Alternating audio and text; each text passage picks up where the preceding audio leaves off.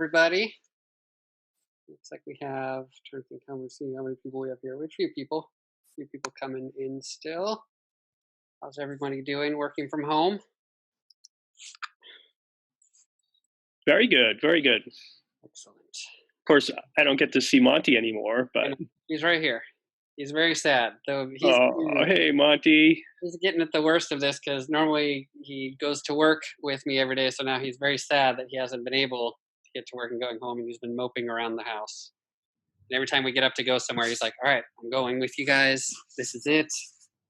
For the people that are joining Ben and I, Monty is one of the core members of the Neurohacker team. He literally stands at the top of the stairs whenever he hears someone coming up and greets any new people that come into the office. So yes, he's gotten it the worst from all this stuff right now. He's wondering why I'm not taking him to work, why we're not going out of the house. He's very sad.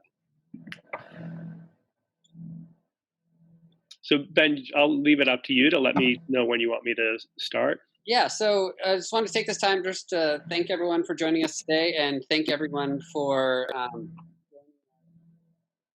joining the beta program and for this beta test. So we really appreciate you guys taking the time to try the new products and to share your feedback and experiences with us. These help us tremendously for developing the products that we make and helping them get better through all these testing. So first, thank you all. Great deal of gratitude for that. We just want to open up this time for you to ask questions. If we can answer anything about this product, about the beta test, about this experience for you, we want to open up this time for Greg. He's our lead formulator at Neurohacker, to address and answer any of those questions you may have, and or provide any other last bits of feedback that you wanted to share that may not have gotten a chance to share from the surveys that we sent out. And then also just a quick reminder, if you haven't taken the last follow-up survey, we have one more that just got sent out in the last couple days. I just sent it out again this morning to remind you guys of this meeting. The link is in there as well. Just one quick follow-up survey, just a few questions to recap your experience with this formulation, with this product. And then, yeah, we just want to hear those final thoughts and experiences from you as well. So, Greg, did you have anything you wanted to? Yeah, I wanted to, before we jump into Q&A, I wanted just to give some background of this project. So, and this might even be news to a couple of the Neurohacker team that are on this. So when I first got hired, which is about 2 years ago, there had been some preliminary work done in two areas. One was sleep, and one turned into what is now our product, Eternus, a cell energy product. And at the time, it was really almost a coin flip which way we would move forward with, and ultimately Eternus won out, and this was moved to the back burner. That being said, work on this project started over a year and a half ago. I was in Portugal by myself on a vacation and actually did a lot of the original workway on some of the pathways that ended up informing the ingredients that we chose. So this has been a long project.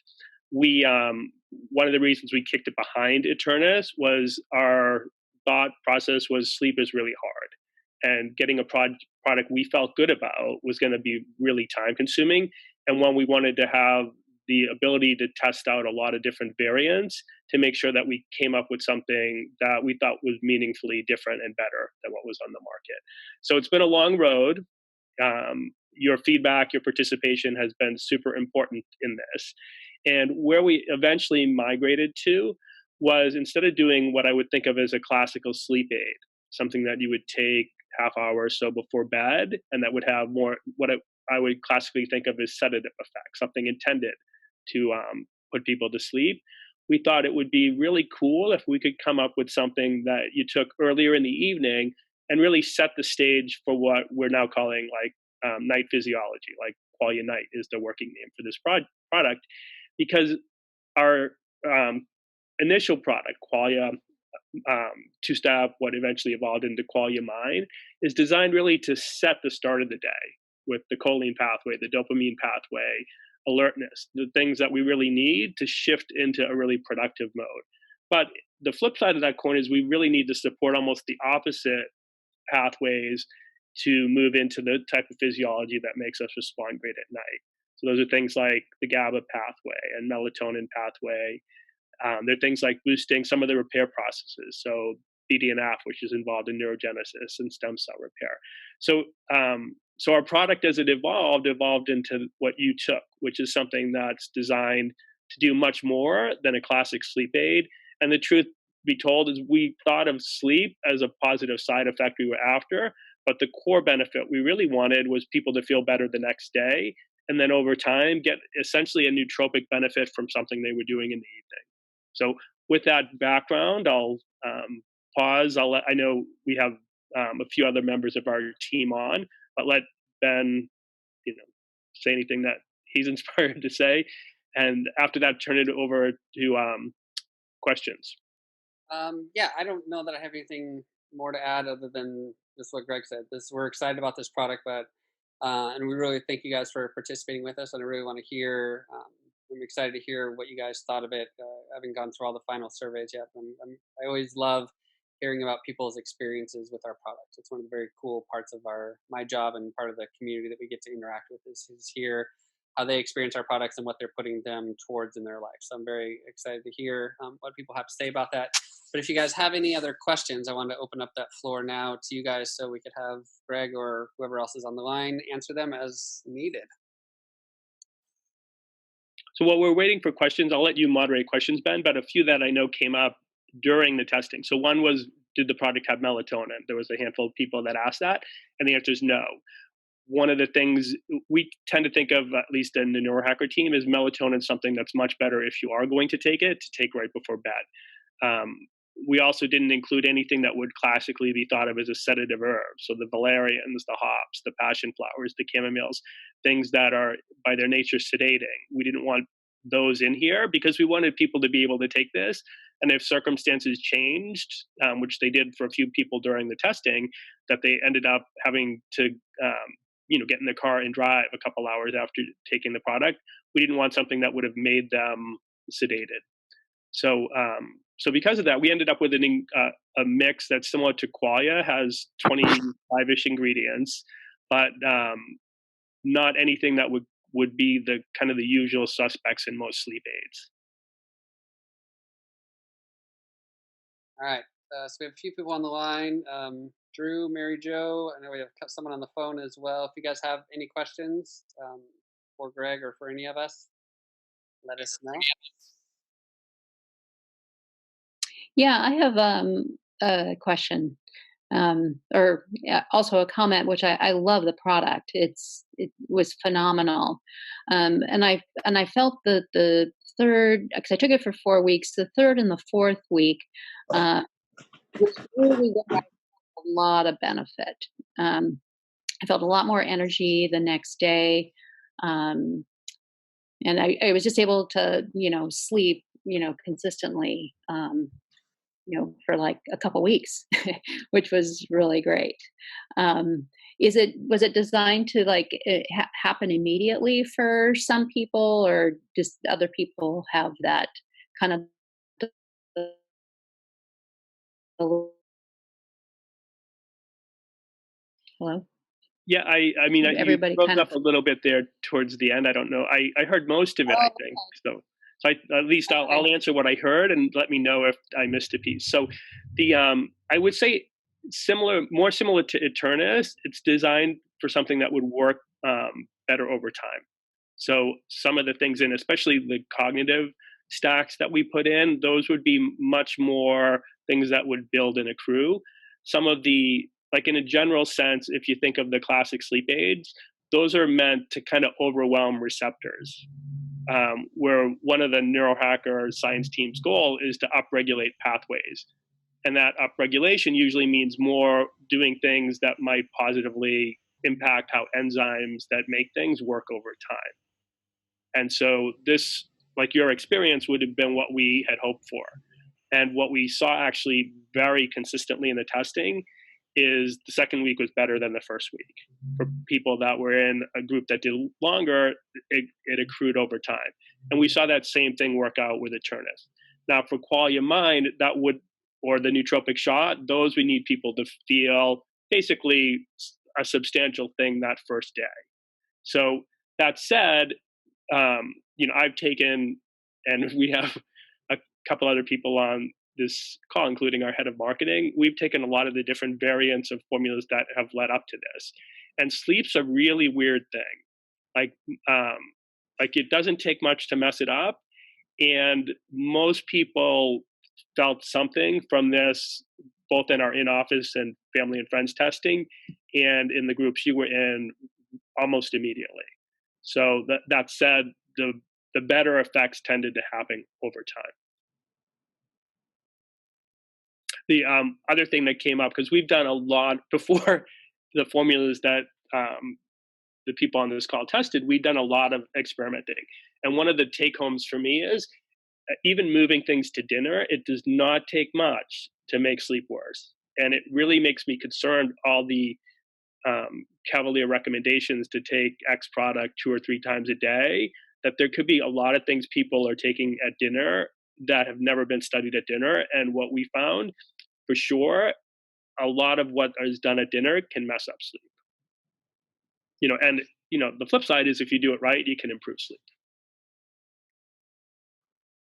So did that answer your question fully, or did you have more?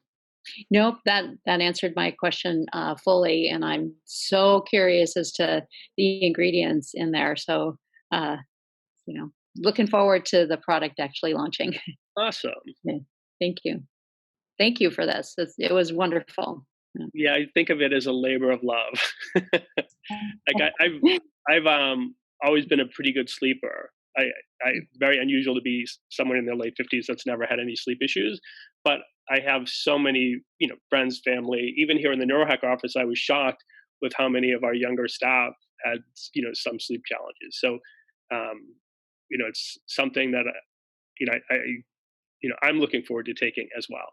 But one of the things I noticed with my Aura Ring, particularly, was that it really made a meaningful difference for me with deep sleep. Mm-hmm.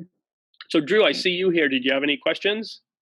Yeah, I had a couple, and actually what you just mentioned kind of ties into that. What I was wondering is if you were working to emphasize, any part of the sleep cycle in particular, or I know in one of the surveys that you sent out a couple of months ago, you asked about, getting to sleep versus staying asleep versus, waking up refreshed versus cognitive performance the next day.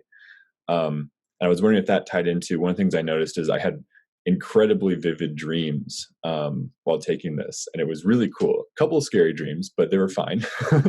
But that was one of the things I really noticed and I remembered dreams really clearly, and I usually, I'll remember some, but not much.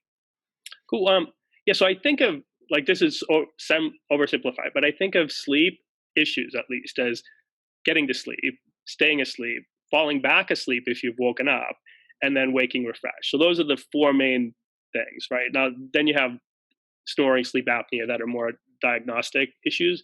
But often what you'll see is something that'll help with one might worsen another, right? So melatonin will often help people, get to sleep or stay asleep, but they wake up feeling a little bit drugged the next day. Same if you do too high a dose of valerian or things like that. So in a big picture sense, I didn't view falling asleep as a particularly core thing that the product had to accomplish. It tended to do that for a fair number of people that struggled with that.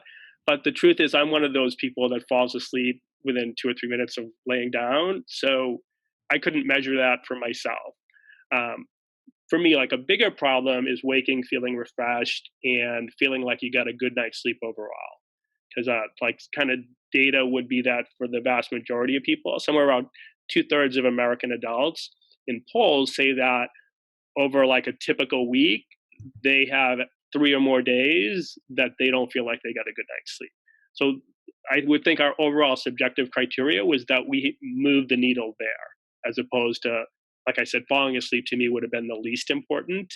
But then objectively, since our core team tracks things, the things I cared most about were deep sleep, so more than the dreaming sleep, the heart rate variability a little bit, but more than that, average resting heartbeat. Because if you can nudge that even slightly lower during sleep, typically that's going to mean you were getting more restorative benefits for the time.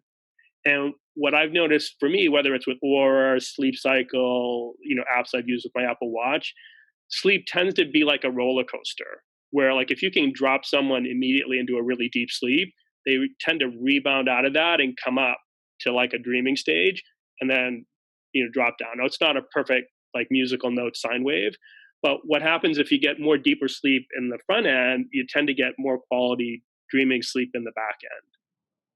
So we did have a subset of people that remarked similar to you, that they'd really noticed a big impact on their dreams. But that would be not what we were chasing, because that's such at the tail end of sleep. Most of your dreaming sleep is in that last 2 hours of it's why we tend to remember dreams if our alarm wakes us up. Yeah, that's really interesting. It seemed, I mean, I definitely noticed, I felt as I was getting even to that, the end of sleep, I was feeling more refreshed. I felt like I could die. I really enjoyed taking this. I'm really excited to take this again. But because I fell asleep a lot earlier than I usually do, and that seemed to have a big influence with really getting deep sleep. And so that, I don't know, that's really interesting to hear. So thanks for describing that. Sure. And my metaphor, and Lauren's on this, and she's heard me talk about this a bunch, but the metaphor I used to use with patients is the idea of a sleep bus. So think in terms of sleep coming almost like on a schedule, like a bus or train. And if we decide that we're not ready to jump on the bus, then we have to wait for the next bus to arrive. So a lot of the problems falling asleep is that we're not as aware as we should be that the sleep bus is pulling in. Or even if we are aware of it, it's like, no, I'm in the middle of a TV show or reading a book or whatever. I'm going to just wait and I'll go to bed in a half hour. Well, so sorry for you. Now you don't get to go to sleep when you want. You get to go to sleep when the sleep bus comes. And, for a lot of people, it seems like it's about an hour to 2 hour, apart. So one of the hopes was that this formula, taking it a few hours before sleep, would make it much clearer to our senses that the sleep bus was pulling in, if that makes sense. So I know for me, it definitely did. And there was one variant of the formula that made the sleep bus come way earlier than normal for me. So one of the other things we found with some of the individuals testing this is that varying when they took the dose in relation to when they went to sleep or wanted to go to sleep could make a difference. In general, most people did what we asked and just took it with dinner, but a few people taking it hour and a half before they wanted to go to sleep, it worked better for them. So we do expect when this is on the market, there'll be some individual, need to maybe adjust the exact time for someone to get the best personal results. So great question. Thanks, Drew. Yeah, thank you. We had a few more people just recently join us on the phone. Matt, Michelle, and someone's name I don't see. It says phone. If you guys have any questions, we have a Mark as well that just joined. If you guys have any questions, you can unmute yourselves and just chime in. We have our lead formulator, Dr. Greg Kelly, who you just heard speaking. He's been answering questions as well. So Matt, Michelle, Mark, or whoever this mystery person is, if you guys have any other questions for us, please go ahead and unmute yourself and let us know. Hi, everyone. I don't know if you've had a chance to discuss yet, but I would love to hear what some of the ingredients were in the trial. So we haven't discussed that. The formula has 25 ingredients, but there's so I'm not going to get into all of those. But I would say, like in terms of groupings, we have a subset of ingredients that would be like amino acids, so tryptophan, since it's the building block for the melatonin pathway. A little B6 and magnesium, since they work on the enzymes that turn tryptophan ultimately into melatonin. No melatonin though, like we didn't want to go that route. We did have a subset of adaptogenic herbs, but herbs that classically would be things that help us deal better with like lowering cortisol levels. So just physiologically speaking, cortisol should peak somewhere around waking in the morning and should be as close to zero as we can get it around midnight. So we wanted to put in adaptogenic herbs, but not ones that would be more stimulating, like the rhodiolas. so ashwagandha would have been one that we chose for this. We also wanted to put some nootropic herbs in that tend to be more in that calming category, but which are super good for long-term brain health. So like two that we chose, Tulsi, which is holy basil, and gotu kola are both in the stack that you took. I'm a huge fan of something called hawthorn. It's generally thought of as a hard herb, but in animal studies, it has been used like more in a sleep sense. So we put like a range of things in that have some element of helping different organ systems, but more from a stem cell perspective. So we also have a subset of more Chinese herbs, a few that are not widely used. Because one of the things we wanted to do was really fully upregulate the GABA pathway and the enzymes involved, as well as make some nudging on the adenosine pathway. Because if you think of caffeine as an example, its alerting effect, or why it can overcome like that feeling of sleepiness, is by blocking adenosine receptors. So we wanted to do kind of the flip side and support better adenosine signaling. Another aspect of what we wanted to do, like I'm a huge fan of polyphenols. So you'll see that in Eternus, which was the product that I was directly responsible for helping to create. And what you tend to see, and Dave Asprey's mentioned this on Bulletproof Radio a whole bunch of times, is that the mitochondria in the brain, what make energy, end up being super important for good brain function. So in my, I guess, looking into things that had polyphenols but might have some indication for sleep, I came across an abandoned patent that had, in their study they did prior to like filing the patent, used a very specific olive fruit extract and a very specific grape extract. So like olive fruit was standardized for olive polyphenols, the grape for resveratrol, and similar still beans.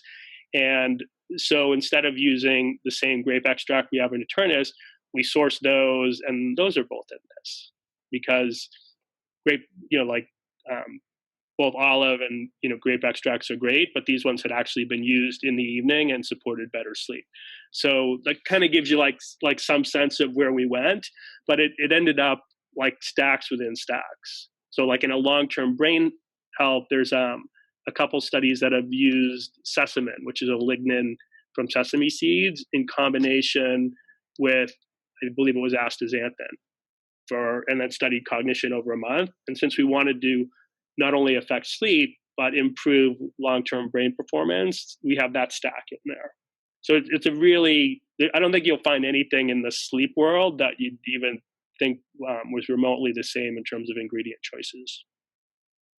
Okay, awesome.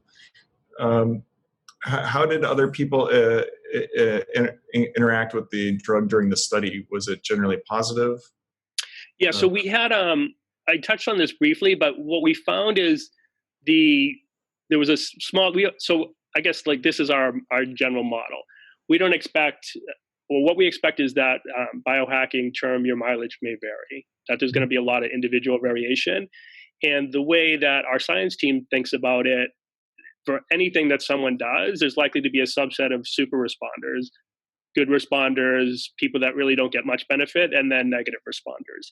So our goal isn't to get rid of the non-responders or negative, it's just to shift that bell curve so that we end up with about 8 out of 10 that are good to excellent responders. And so that's what we found in this product. For the first 5 days, we were just a smidge below that. We were like 78%. After 10 days, it creeped up to about 85%. And the people that we got data on over longer periods, it was even higher. And there's obviously some selection bias. Some of the people that it didn't benefit tend to drop by the wayside. So we do our best to contact as many of them as possible to get them to stay in. One other thing we found is that a few of the people that it didn't work great for that first week, when they reduced their dose, it really worked well for them moving forward. So what we'll do when this launches is instead of qualia, which ultimately qualia mind, a lot of users take less than the full dose, but we'll probably be more explicit that like take up to 4, and then FAQs mention, that some people responded better with 2, some people like the full dose better. Okay. But in general, the response over time improved. So it started good and got better. That's awesome to hear. Good questions. All right. I think we got time for maybe 1 or 2 more questions. Michelle or anybody else that hasn't asked one, or if anybody else that has asked one. I don't want to go on a tangent, but I'm curious why, if you have any understanding of why people take less qualia than the 5-day dose. So, I think a couple reasons. One, when we do the dose, it's in part assumed that hardcore biohackers that have done, in quite a few cases, RAS attempts or other things, we want them to benefit. For people that are less body weight, that their chemistry doesn't require as much, me being an example, I do really well on only needing about 4 capsules of Qualia Mind, and then I'll take the full dose if I'm traveling, have a more demanding schedule type of thing. We've also seen some people over time feel like, 7 worked really well for them initially, but over time, maybe their system healed a little bit and a lower dose still gets them the benefits they need. So, so almost a reverse tolerance, if that term makes sense to you. All right, thank you.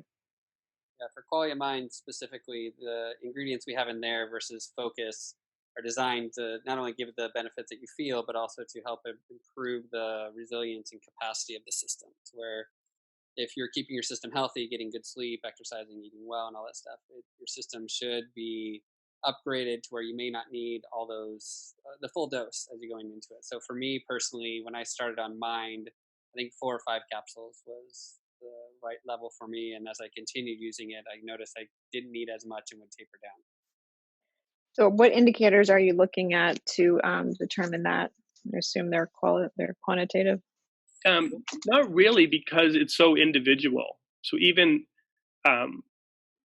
when I worked with patients, one of the things that was routine is that, like the average dose that say was recommended on a bottle of supplements by the company that sold them wasn't particularly well studied. And there's people of different body weights, sensitivities, doing lots of other things.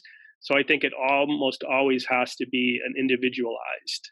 And so like routinely what I would do in practice is tell people, let's start low and build up, rather than, especially if there was any sense that person may be on the more sensitive side of things, which usually you'll know based on how they responded to taking supplements in the past.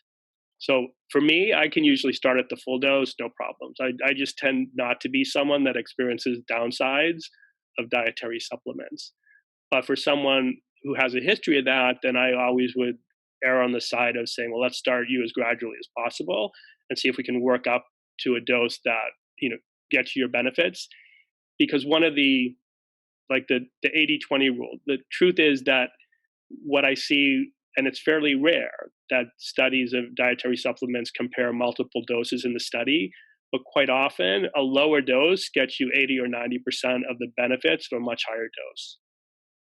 So, and with sleep, especially because, as I mentioned, sleep is a really challenging thing that, few of the people that took the full dose the first week and had, essentially would have been in the not good camp.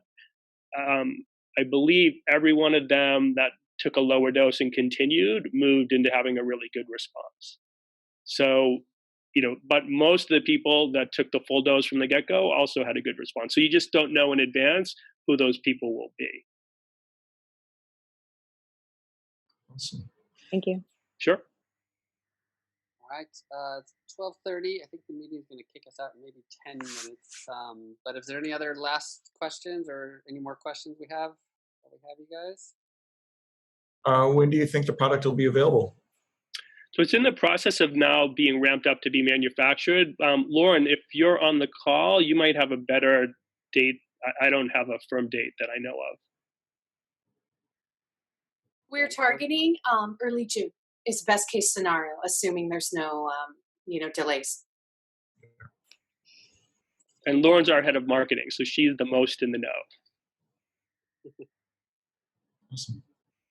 Yeah, we'll definitely be talking about it as we ramp up to launching it, and we'll definitely let our beta testers know ahead of time when the product's going to be out. So. And what usually happens is we'll get some sent to us a little in advance, not a lot, and Lauren then gets that out to some of the, our advisors, some of the. Well, she would know better who she picks, but basically starts to get some of that out so that we can, accrue even more feedback. So what we try to do before moving forward in development is have the product tested by somewhere 70 to 100 people. So that, that's where we're at today. And then we make a decision based on, meeting our success criteria, whether to move forward. And when we met after the help from everyone here, it definitely exceeded the bar to move forward.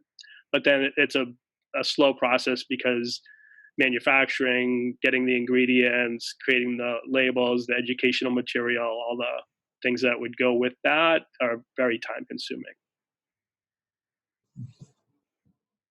Awesome. Thank you very much. Sure. Awesome. Well, thank you guys so much for, again, participating on this beta and joining us on this call. We really appreciate your energy and participation and feedback. Ultimately, like that's the things that we need to hear from our community and hear what works, hear what doesn't, and hear about those experiences so we can improve and keep developing great products. So we're very excited for this one to come out, hopefully early June. We'll definitely let you guys know as that gets sooner and as we're ready to do that, because we'll be wanting to thank our beta community and invite them to share this new product with the rest of our community and the rest of the world. So that's it. Stay safe, guys. Appreciate you guys joining us today. Thank you. Thanks, everyone.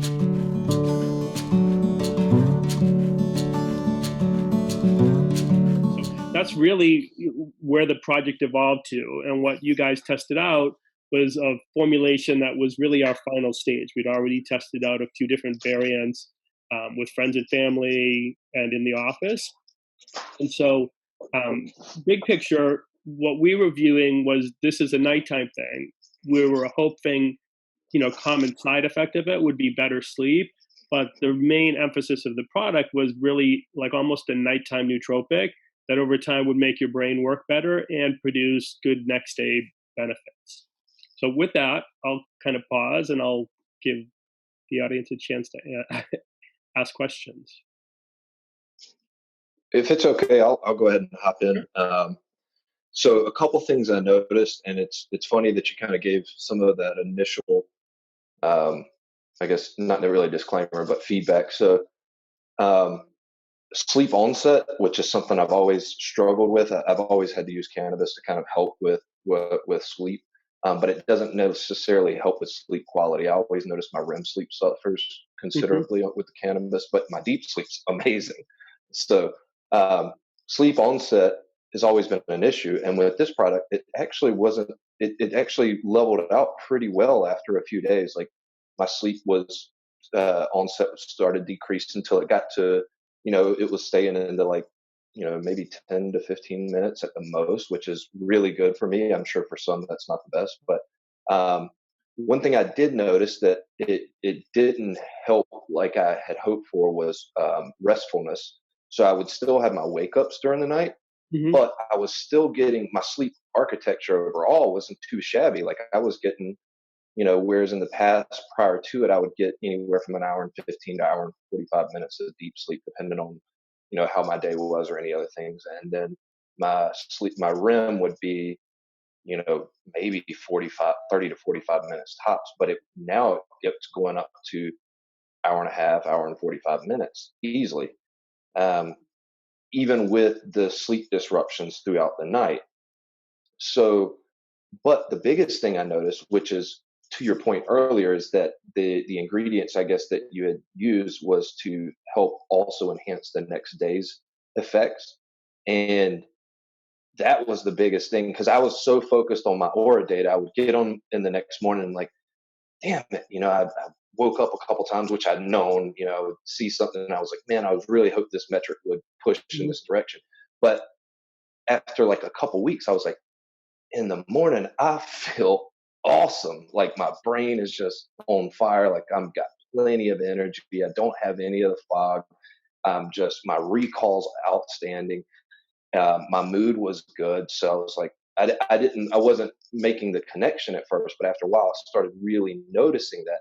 And then you probably saw my email a while back. I said, I've only been off of it for like 5 or 6 days now. I say it like it's a drug, I'm off of it, but I've only stopped using it for like 5 or 6 days now. But I can already notice going back to work that I'm not quite as sharp as I was the days when I would use it.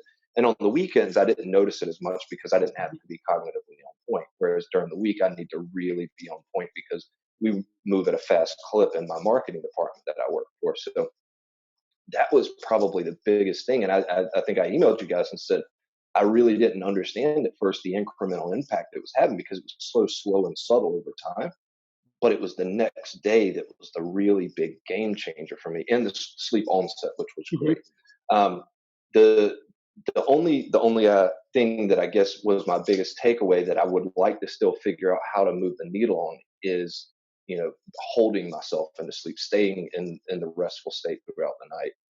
So one of the things, that's awesome feedback. And actually, I got your email, and we did put the last bottle we had in the mail to you, right? You were I got it. I've already been using it this week. Thank you. Awesome. And yeah, so what we did see is a few people that it didn't work at the dose we recommended. When they dropped the dose a bit, all of a sudden those like unwanted things either dampened or went away. Okay. And I think that's going to be in the real world too. What we always expect, we'll get some subset of people with a product we send out that won't be great. But we did see, I think every single one that I communicated with and asked to drop the dose and did had way better second, third, fourth weeks. Okay. So, and what were they typically starting at on the drop? Through 2 or 3 or 4? They dropped usually to 2. Okay. So like that was really where, at least the ones I communicated with. But I think like sleep's such a weird thing that, that one of my things that I appreciate, having now tried out a lot of things at dinner time and before bed, is that like super cavalierly, companies will say, take this supplement, 3 times a day. And almost never will they have actually tested out that product, what happens when people take it at dinner. And my guess is just what we saw is that like subtle changes to a formula, that actually ended up working could make it really a train wreck for people. And so my guess is a lot of what people are inadvertently dosing 3 times a day, the dinner dose is not helping sleep. Gotcha. And probably like interfering. So because of that, we saw the full dose work for most of the people in these groups that we sent it out to, but there was definitely a subset. If we had them reduce the dose, it worked way better. Perfect. I'm gonna give that a shot. Anything else before we turn the mic over to someone else? I mean, like I said, the only thing that I just wasn't like 100% impressed with was just being able to hold myself into sleep throughout the night, which is what cannabis has always kind of served the purpose for me. But like I said, I was very happy with the improvements in my REM. I was very happy with the mood improvements and overall cognitive and clarity and like mental processing speed the next day and sleep onset. So I think those are kind of like some of the big pillars of, satisfied sleep. So I was very happy with all those areas. Awesome. Yeah, I know for me, one of the things that when I first took, but way before we made it up to give out to the group, was what a big difference it had made in the different things I used to track my sleep, including Aura. But for me, more with average heart rate across the night and with deep sleep are the things that showed up. And what we saw in the feedback is most people that were tracking their sleep, at least one thing improved, but it wasn't the same thing for everyone. Nice. And I will say one more thing before somebody else chimes in. The dreams that I would have were freakishly vivid. I mean, sometimes I would wake up the next morning like, did that happen? So that was actually pretty cool, because I mean, it wasn't any nightmares or anything. It was all either indifferent or good dreams, but it was just oddly vivid and lucid. So I thought that was pretty cool too. And that was my last observation.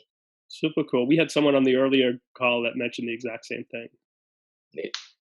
A fun side effect. For sure. All right. Thank you very much for that. Anybody else have questions?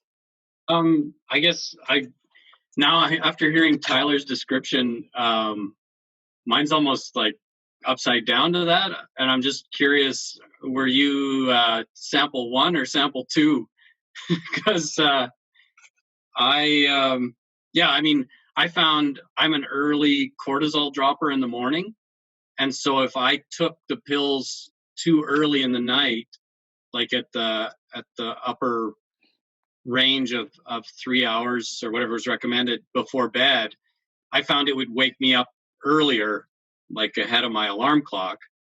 But for me, it solved my waking during the night. Like I finally started sleeping through the night, which you quickly get spoiled to. And over the last couple nights, that effect has gone away, unfortunately.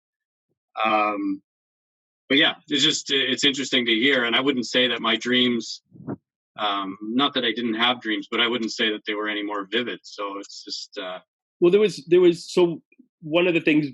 So we had actually, the formula has about 25 ingredients, and we had 2 variants out to test that were almost identical except for a couple ingredients. And ultimately, what we saw is they essentially performed fairly similar. We ended up, one of them seemed to have a slightly better tendency for people to say they got excellent responses out of the first 5 days than the other. Both of them seemed to over time get people to the same place. And one was a 4 capsule, one was a 5 capsule. So Tyler was in the 5 capsule group. I don't know. I was as well. The 5 capsules. So the 4 capsule is what we went with, mostly because the responses were so similar. 4 versus 5 capsules is just a big thing for most people. But you guys would have taken the exact same formula. Oh, okay. Which is even more interesting, because I don't think my deep sleep didn't get any longer, and that was the one other thing that I was definitely hoping, because my Aura Ring clips me at about 28 minutes a night, and that's it. So. Well, what's interesting is, like I said, we've been doing like testing iteration now for, we've had formulas that have been out to family and friends for close to a year. And we've just seen like sleep is such a weird thing and so individual. So try to get something that would work for the majority of people was not easy. There was like a couple of our early things would work awesome for, like, say, 3 of the 5 people that I gave it to, and the other 2 would say like I had like one of the worst night's sleep I've had. And so what we expect, just in terms of even the Aura Ring and the other tracking data, is almost everyone that tracked saw something improved. But like at one point I had looked, like 7 out of the 13 people deep sleep had improved. 7 out of 13 average resting heart rate. 5 out of the 13 REM sleep had improved. But for some of them, it was one of those things. For some, it was 2. For a couple, it was all 3. So it really varied. And my guess would be it's going to largely depend on what your brain's already doing well and not doing well. And like sleep onset is absolutely a non-issue for me. I'm one of those people that I feel the sleep bus arrive, it comes in super strong. I'll pause the TV, close the book, whatever. And anything I've ever used to track my sleep says I'm sound asleep within 3 minutes. And if I look on Aura Ring or Sleep Cycle or anything I use, it's almost like I drop off a cliff in that first sleep cycle. And then I always have like a big rebound roller coaster almost all the way to waking again. And, but, we've seen a lot of sleep data, the people in the office. That's not how some of the other people that I work closely with that are my age have. So for me, there's no way I could tell if something changed sleep onset, because it's, it can only mess it up. There's no way anything could improve it for me. At least once a week, Aura tells me that I fell asleep too quick. If anything, I see that alert all the time. Yeah, it always tells me the same thing. But I I think it has to do, so this is my metaphor, might be completely wrong, but when I was in practice and would explain it to patients, because like, back in the 90s when I was in practice, sleep was completely ignored. Like biohackers are great now, but even the general public's still not awesome with sleep. But I would think of sleep as a bus that comes on a certain schedule. So if we miss when it pulls into the station because we're busy watching TV, reading a book, whatever, we don't get to just lie down 20 minutes later and fall right to sleep. We have to wait for the next bus to come before we can naturally go into sleep. And what it seemed like to me, even though like I'm really conscious of the sleep bus coming, this made that signal even stronger. So Yeah, I'd agree when I with would that. start to feel like, that subjective like sleepiness, it seemed stronger than normal. But probably you and I are similar where we're naturally prone to catch that sleep bus anyways. Oh yeah. Yeah, it doesn't matter. If I get horizontal in the evening, it doesn't take much. I know that like at 9-ish, I'll get sleepy, and if I ignore that bus, it's easier for me to stay awake.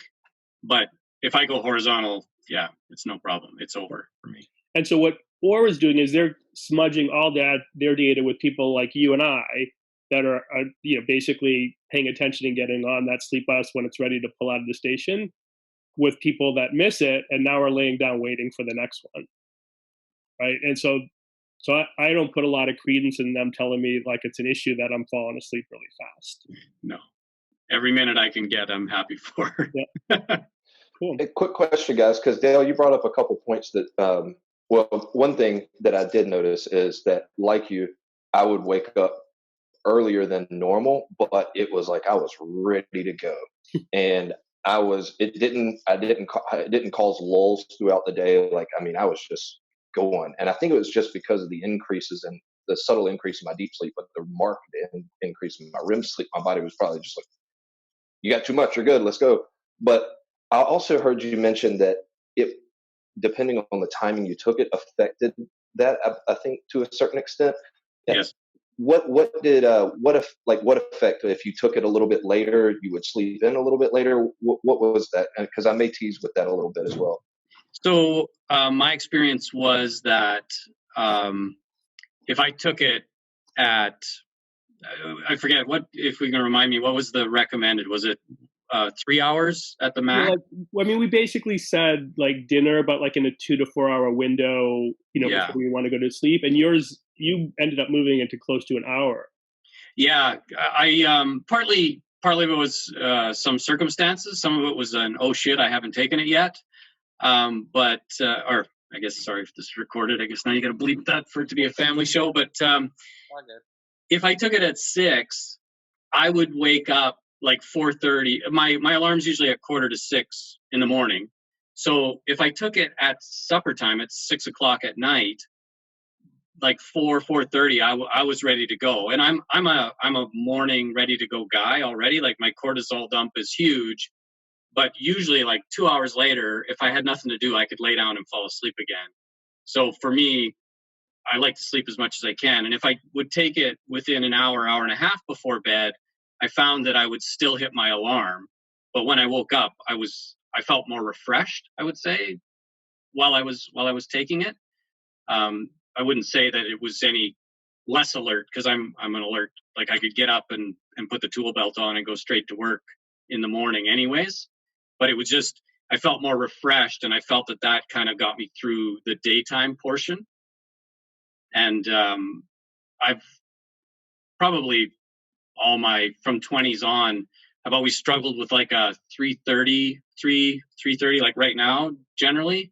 If I was in a meeting room and nobody was talking directly to me, I'll nod off, regardless of how much sleep I have. And it's quite embarrassing, actually, for a man in my 40s to fall asleep during a meeting when you try and struggle to get as much sleep as you can. But I noticed this helped that as well. Like through the afternoon, it kind of got rid of that bump as well. And So I don't know if I answered your question, Tyler. I wasn't It absolutely did. exactly like him, but I also was waking up substantially earlier than I usually would, and like ready to go. Like I was joking, my favorite coffee shops to go to locally, I think make fantastic coffee, but they don't open till 7 in the morning. And Ooh. so there was, The day's over. well, there was like a bunch of mornings I was like the first customer at Starbucks because, it was the only thing that was open, because not quite as early as you, but like by 5:15, the days that I didn't go to the gym, I was, raring to do something. So, we definitely saw a trend for people needing less sleep. Yeah, I can attest to the feeling for the need for less sleep feeling, because when I would wake up earlier, it was like, let's go. And like I was saying earlier, it was all day long. Like there was never a lull. Even after like a lunchtime workout, I would go to the gym, and even if I hit it pretty hard and kept my carbs pretty low, which sometimes that can make me a little bit drowsier in the afternoon if I have an early workout and don't have any carbs. I was still fine, no issues. So that was impressive. All right. Thank you for that. Any other questions? We got Dale, Mark, Diane. Any other people? Any questions for us, for Greg? Any experiences to share? I don't really have any questions, but one thing I can say is, like, I had a very different experience than anything I've been hearing so far, and I'm a little bit thrown by the Patriots sweatshirt there, so that's I'm trying not to hold that against you. We try not to do so as well. But anyway, so for me, I've really not had much trouble sleeping in general. What I have had over probably the past year is stress-induced challenges with waking up and, kind of jumping into my morning. One of the things I found, and I had written this in, I think, the last survey in some of the comments, because, I want to try this again, because I'm not really being the skeptical sort of scientist I am. I'm not 100% sure if I can attribute it to the product. I didn't really see anything different with my falling asleep, not too much on my sleep markers. But what I noticed is nothing the first 2 weeks, but in weeks 3 and 4, when my alarm went off in the morning, it was like I was being awoken from a different world. I mean, I was in such a dead sleep that I've not really experienced that before. That's not usually my experience in the morning. And so within about, 20 or 30 minutes of getting out of bed, I was fine. And but that's part of my sleep was really a challenge for me, just kind of like dragging myself out of bed physically initially. So I don't know if I can attribute that to the product or if there was something else going on. So that's why, I was saying I would, I'm looking forward to trying it again at some point, just to see out of curiosity. But the one thing I did notice is a decrease in my overall reactivity to stress throughout the morning and during the day, which I didn't notice the first 2 weeks, but I noticed it into weeks 3 and 4. So that leads me to believe it was having a positive impact on something that was going on with my physiology. It just was really challenging for me sleep-wise because, like I said, I was feeling so dead tired for the first, upon wake up and things like that. So I'm not sure how much I can attribute to everything, but that's been my experience. And I can say now, having been off it, I'm not having that trouble waking up. It took me a few days, and I'm no longer having trouble waking up in the morning. And everything's changed in the past week and a half for everybody. So I really can't comment on my stress so much. But that was the one thing that I really noticed. We did have one person that their first 5 days that would have been similar. They had they were thinking of discontinuing because of something similar. Their sleep was actually better on it, but their next morning was not good. And they dropped the dose to 2 capsules and ended up, it worked really well for them. So my guess is that could also be a good experiment if in the future you do try the next product, is to start it with a lower dose. Yeah, and that's kind of what I was thinking, because for me, I didn't really notice this until, and I kind of have this response with other types of herbal type of and plant-based things where it does, I don't feel anything at first. And since this happened probably about midway through the third week, I was like, oh, I'm not going to reduce the dose now. But that's good to know. Yeah, the few, at least the few people I directly communicated with that showed up not good, and I could get them to drop the dose. Every single one of those person had a much better response moving forward. So, my guess is when we do put this on the market, we're gonna have to be, very clear in our FAQs that we recommend, experimenting with the dose essentially within the range that we tested. Yeah, that makes total sense. Thanks. Which ultimately is how quality of mind has evolved on its own anyways. And even some of the people that take Eternus, quite a few take half the dose. And, I know a handful of biohackers that take, double the dose. Mm-hmm. For Thanks. the one, sorry, if I can just ask a Yeah. quick question. For the ones that you have dropped the dose, do you have them do that for a week and then try and ramp up to the targeted dose, or do they find what they're looking for with the continuous reduced? I didn't give them any directions other than it'd be super cool if you could maybe continue but just drop the dose in half. That would be really useful information for me, and that works. So they never, they just moved forward. A few of them, stretched out longer time because they had more capsules to go. But yeah, no, none of them that I know of increased the dose after that. It wasn't something that, frankly, they wouldn't have had the capsules to be able to do it. So. Thanks. Yeah. And then we haven't got any questions on it in this call. The last call did ask about ingredients. So just in a big picture sense, there's 25-ish ingredients and no melatonin, no what I think of as sleep aid herbs. So like the valerians, hops, passiflower, chamomile. It was, we do similar to Qualia where we have like building blocks for a few of the pathways. We have tryptophan, but not a crazy high dose. Things to support the different enzymes that regulate GABA, adenosine, and the melatonin system. We have a fair number of things that I think of as being in the adaptogen world, but typically things that are cortisol reducing. So the holy basil, the ashwagandha.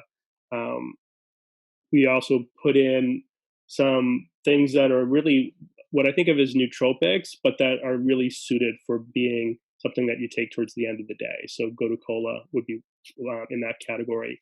And then I'm a huge fan of polyphenols. We've got a lot of them in Eternus. And one of the things, in my research for things that might be beneficial for sleep, or one of my thoughts was part of the deal with getting older is our brain makes less ATP, which then makes a whole bunch of things go haywire. And my guess is that sleeps in that whole bunch of things. So I was looking for things that might, over time enhance like mitochondrial function in the brain, and came on this abandoned patent that had used a grape extract and an olive fruit extract and measured sleep, not in lots of people, but, I think there was 7 or 8 in each group. And in both cases, those extracts made a big difference in subjective and objective sleep quality. So I sourced those from Europe. So you guys had like a pretty novel olive fruit extract and grape extract that were standardized, but not crazy high for things like resveratrol, but did have standardized amounts of polyphenols. So overall, like it was a formula that on paper I was really excited to try because it's very unique compared to what you would normally see in any of the things that people would talk about for sleep. And so some of the ingredients also, like, from N of 1 experiences in Reddit, betaine, trimethylglycine is in there because of that. It does work in the GABA pathway, but there was enough things I found in kind of N of 1 experiences where people said, hey, like betaine really worked for me for sleep, that we, ended up finding that was a good fit too. I have another question based on now the discussion going around ingredients. I know, like, I've heard a lot of people using things like galantamine or huperzine or some other acetylcholine. I'm jack this up with acetylcholinesterase inhibitors to enhance REM sleep. Is there any of those type ingredients in there that might be jacking my REM sleep way up? No, in part we didn't want to, because that, like, it was much more important to us that the front end, the deep sleep, the average heart rate, were impacted. We were really, essentially trying to keep the REM experience the same for people. So we completely avoided anything that's working on the choline system or acetylcholine. I wonder why mine responded so much then. My guess would be that same roller coaster metaphor I talked about, right? Like when we get like better peaks and valley and sleep cycles, I think we get more experience of like both ends of it. That makes sense. But anyway, you're not alone. There's definitely a subset of people like you that noted both tracking and subjectively REM sleep was really changed for them. But it wasn't something that we planned into the formula. Gotcha. Thank you. All right. Any other final questions? We'll get this wrapped up and let you guys get on with your Friday afternoons. All right. One other thing we discussed in the earlier call was asked when the product was coming out. We're shooting for early June or sometime in around June. So, and we'll be definitely being in contact with our beta groups and our community is to let you know when that starts to become closer to reality and when we start to get ready to go to market and start talking about this product more with our community. But just want to say thank you guys again so much for being a part of this group, for being a part of the beta test. We sincerely appreciate your feedback and sharing your experiences. Please do fill out that last final follow-up survey in the email. It's a short one, just to get your last feedback on that. And if you guys do have any other questions, you have our emails from those other emails as well. You can always hit us there and we can respond to that. I will be processing these videos and then sharing them out for those that weren't able to make it, or if you guys want to watch the first call again. So if that's it, I want to say thank you guys so much. And go ahead. Just between now and June, any hints on what I might try to take to get my sleep through the night back? Just given how, like, even minor changes we made in like the original base could make things go haywire, and it would be hard to make a recommendation because the truth is there was things that I added to it thinking that the base would be stronger that completely derailed anyone that tried it. It's a symphony, not a collection of instruments. I get it. I just having gone for quite this month now with sleeping through the night and now having my usual 3 a.m. wake up and then lay there for an hour. Yeah, I wish there was that we had some more we could send out to you people. That we had a few bottles left that the people like Tyler that were the first to ask if we had any left. I had Ben send it out to them. But yeah, I mean, I'm the same. Like, I really enjoyed taking it, and I'm in the same boat as everyone else. I've been waiting a while. So. Awesome. Well, thank you so much. Oh, you're welcome. Thank you. Awesome. Yeah, thank you guys so much. Really appreciate it. Have an awesome Friday afternoon. Have a great weekend. Everyone stay safe out there and stay inside if you can. Thank you. Awesome. Thank you all so much. Thanks, everyone. Thank you. Have a great weekend. See you guys. Bye-bye.